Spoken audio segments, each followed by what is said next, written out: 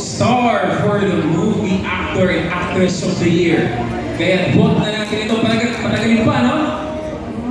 Simulan na natin with the Best Actor Trophy. The star for the movie actor of the year goes to... And the star goes to... Vince Tejada! Presenting the award is PMPC Assistant Treasurer and Co-Chairperson of the 38 Star Awards for Movies, Lourdes Fabian.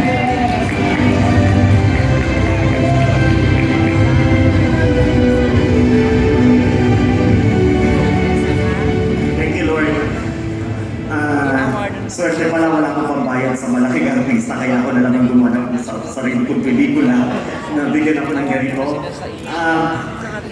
Mahirap po talaga na mag-commit dun sa karakter na ginampanan dahil ginampanan ko estudyante, mula estudyante hanggang tumanda ng 80 years old. At noon pong nakausap ko ang mga biktima ng batas militar, katulad ni na Susan Kimpo, ni na Zenaida Mique, Eta Rosales, Hilda Narciso, ang pamilya ni Archimedes Trajano. Napag-desisyonan ko kailangan kong gawin ang pelikula at napakaswerte ko na ako rin ang gaganap. At naramdaman ko rin ng bawat awit na kinanta, ang bawat linya na sinabi, at ang bawat luha ng tingulo ay totoong nangyari sa ating kasaysayan at hindi natin dapat kalimutan. Sa kabila po ng napakaraming pagbatikos, umaani po ng tagumpay ang Katips. Bagamat ito'y napakamunting pelikula lang. Mula po sa FAMAS at ngayon po sa PMPC.